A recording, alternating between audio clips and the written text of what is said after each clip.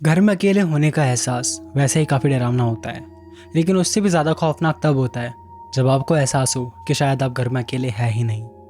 आज मैं आपको ऐसी 3 सच्ची घटनाएं सुनाने वाला हूँ जिनमें कुछ लोगों की ज़िंदगी सिर्फ किस्मत की वजह से बच पाई।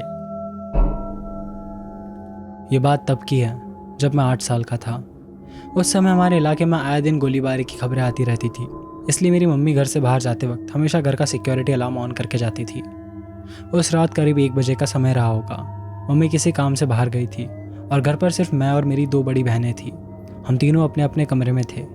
अलार्म का पासवर्ड सिर्फ मुझे पता था, क्योंकि मेरी बहनें अक्सर बाहर रहती थी और उन्हें उसकी ज़रूरत ही नहीं पड़ती थी। मुझे अच्छी तरह याद है कि मम्मी ने जाते जाते एक बात बार बार कही थी, किसी भी हालत में बाहर जाने वाला कोई भी दरवाज़ा मत खोलना, खासकर गैराज वाला।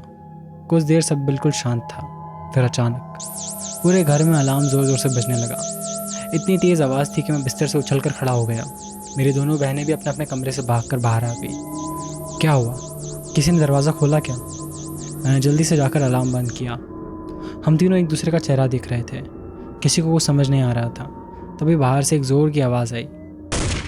पहले तो हमें लगा गोली चली है, लेकिन फिर याद आया कि 4 जुलाई अभी कुछ दिन पहले ही गई थी, तो शायद किसी ने बचे हुए पटाखे फोड़े होंगे।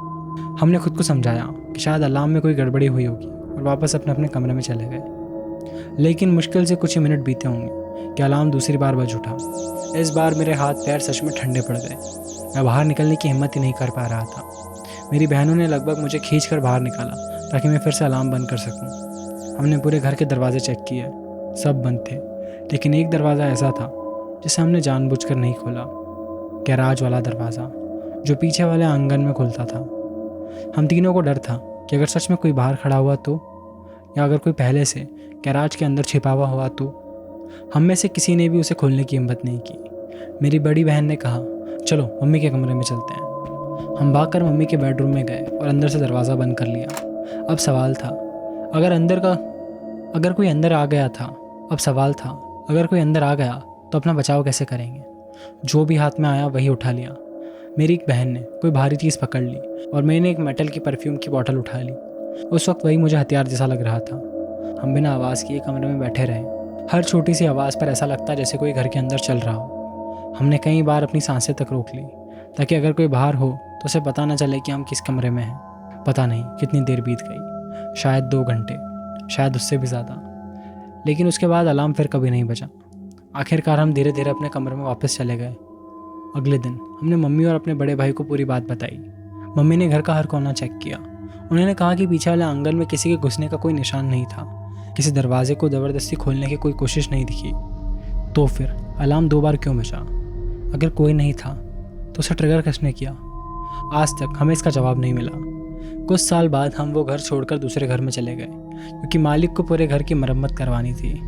आज भी कभी कभी हम उस पुराने घर के पास से गुजरते हैं और हर बार मुझे वही रात याद आती है। आज मैं 13 साल का हूँ और अब तक मैं समझ नहीं पाया कि उस रात हमारे घर में आखिर हुआ क्या था। ये बात तब की है जब मैं और मेरी बहन मेरे मामा के घर पर अकेले थे। उनका घर बहुत बड़ा था, इतना बड़ा कि अगर कोई पहली बार जाए तो रास्ते भी भूल जाए। हम दोनों तीसरी मंजिल पर थे और रात के करीब 4 बजे तक गेम खेल रहे थे। मुझे याद है हम शायद हैबो होटल खेल रहे थे। इतनी देर तक जागने की वजह से पूरे घर में बिल्कुल सन्नाटा था। सिर्फ हमारे कीबोर्ड और माउस की आवाज़ें आ रही थी। तभी मेरी बहन ने कहा कि उसे वॉशरूम जाना है। घर में दूसरी मंजिल पर भी बाथरूम था, लेकिन किसी वजह से उसे वो पसंद नहीं था, इसलिए वो हमेशा नीचे ग्राउंड फ्लोर वाले बाथरूम में जाती थी। मेरे मम्मा का कंप्यूटर का स्टोर उसी घर से जुड़ा हुआ था। बाथरूम दुकान के बिल्कुल पास था। मेरी बहन नीचे चली गई और मैं ऊपर अकेला गेम खेलता रहा। कुछ मिनट बाद मुझे नीचे से हल्की हल्की आवाज़ें सुनाई देने लगी। ऐसा लग रहा था जैसे कोई सामान इधर उधर कर रहा हो। पहले तो मैंने सोचा कि शायद मुझे वहम हो रहा है, लेकिन फिर दोबारा वही आवाज़ आई। अब थोड़ा डर लगने लगा। उधर मेरी बहन ने भी वही आवाज़ें सुनी थी। उसे लगा कि शायद दुकान में कोई है, इसलिए उसने झांक कर अंदर देखा। उसे कोई दिखाई नहीं दिया।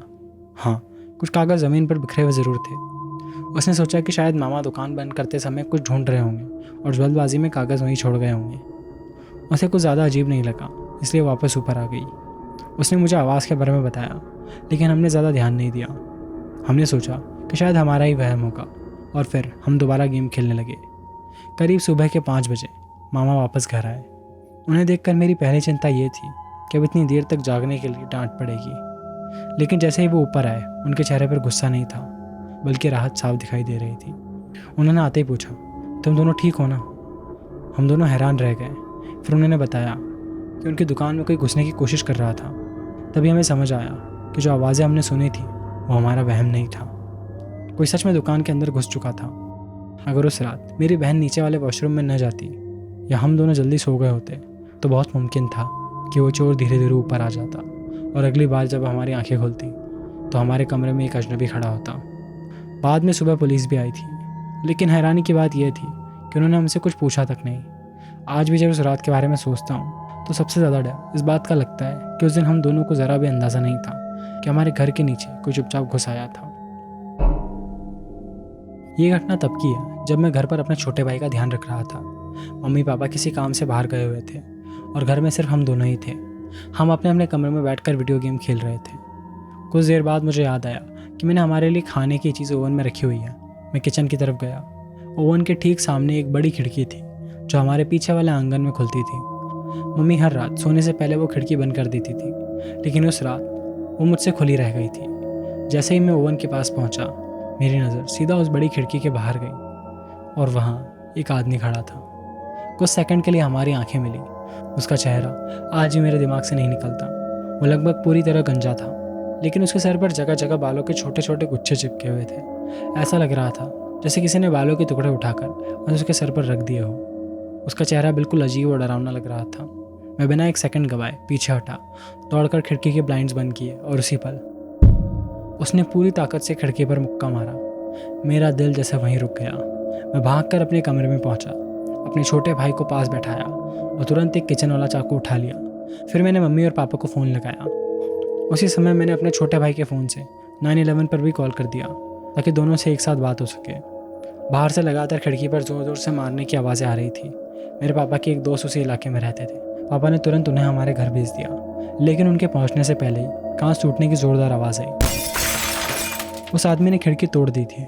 फिर मुझे किसी के दर्द से कराहने की आवाज़ सुनाई दी।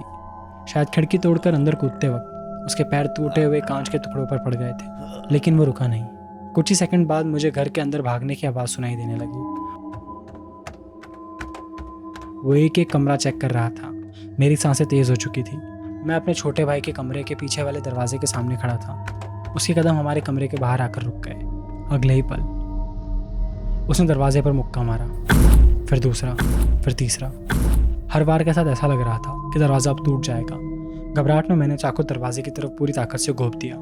मुझे लगा ब्लेड लकड़ी को पार करके दूसरी तरफ निकल जाएगा, लेकिन ऐसा कुछ नहीं हुआ। चाकू दरवाजे में ही फंस गया और मेरे पास बचाव के लिए कुछ भी नहीं था। तभी मेन डोर जोर से खुलने की आवाज़ आई और उसके तुरंत बाद किसी आदमी की गुस्से भरी चीख सुनाई दी, get the fuck away from that door. अगले ही पल एक ज़ोरदार मुक्का पड़ा। फिर सब कुछ अचानक शांत हो गया। कुछ सेकंड बाद वही आवाज़ आई, अब दरवाज़ा खोल सकते हो, सब ठीक है। मैंने धीरे धीरे दरवाज़ा खोला। बाहर पापा के दोस्त खड़े थे। ज़मीन पर वही आदमी पड़ा हुआ था। उसके नीचे से खून बह रहा था। वो बिल्कुल हिल नहीं रहा था। और उस रात अगर पापा के दोस्त कुछ मिनट भी देर से पहुंचते तो शायद वो आदमी हमारे कमरे के अंदर आ चुका होता। आज भी उस रात को याद करता हूँ तो सबसे पहले मुझे वही डरावना चेहरा याद आता है और खिड़की पर पड़ने वाली वो पहली ज़ोरदार चोट। आई होप आपको ये स्टोरीज़ पसंद आई होगी।